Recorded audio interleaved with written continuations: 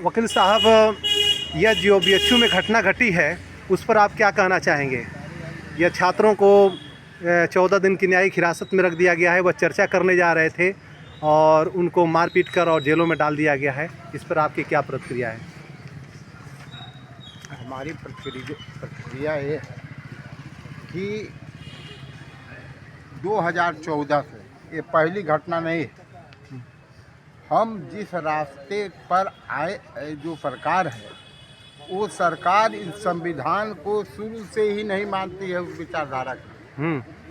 इसलिए सबसे महत्वपूर्ण है कि जब हम इस संविधान को नहीं मानते हैं और हमारे दिमाग में अलग एक संविधान, तो इस संविधान में जो अधिकार दिए गए हैं उस अधिकारों को छीनने का प्रयास सरकार शुरू से कर रही है। और सबसे पहले जो हमारे विश्वविद्यालय हैं और विश्वविद्यालय में जो विमर्श होता है और तमाम तरह के शोध होते हैं, इस शोध को न हो, इसके लिए शोध पर जो पैसा अलॉट होता है, बजट, उस बजट में भी लगातार कटौती की जा रही है, जिसका नतीजा है कि हमारे यहाँ के 1,45,000 छात्र विदेशों में उच्च शिक्षा प्राप्त करने चले जा रहे हैं अपने यूनिवर्सिटियों को छोड़ के। क्योंकि कोई भी 100 यूनिवर्सिटी जो विश्व की है, जिसकी रैंकिंग 100 के है, उसके अंदर एक भी विश्वविद्यालय हमारे यहाँ नहीं है। और ये घटना बीएचयू में आज हो रही है। इसके पहले कन्हैया के साथ हुई थी। उसके पहले आप चलिए तो रोहित वेमुला डंडा लेकर के छात्रों को मारने के काम जवाहरलाल जेएनयू में हुआ था, अलीगढ़ यूनिवर्सिटी में हुआ था।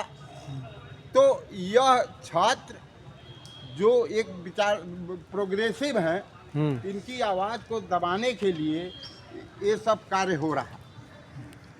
और ऐसी स्थिति में सबको अब विरोध सरकार का न करके हर नागरिक को चाहिए कि अब प्रतिरोध का काम करे, अब प्रतिरोध करे। अब सरकार का विरोध नहीं करना है।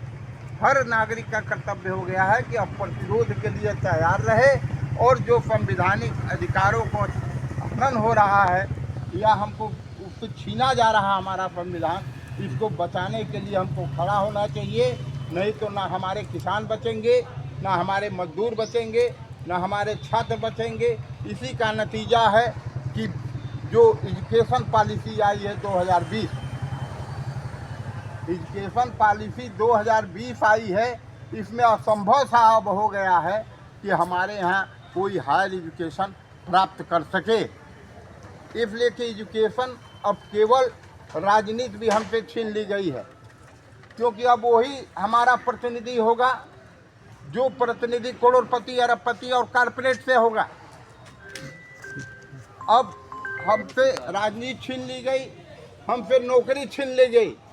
जिसके पास पैसा होगा वही भ्रष्ट तरीके से नौकरी प्राप्त कर सकता है।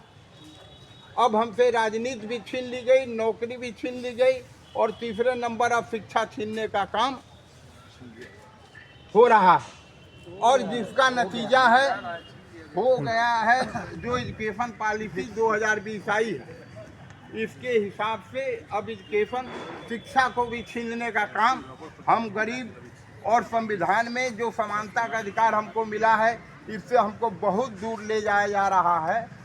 और इसके लिए सतत रूप से नागरिक अधिकारों के लिए और संविधान के लिए हमको लड़ने के लिए खड़ा होना पड़ेगा।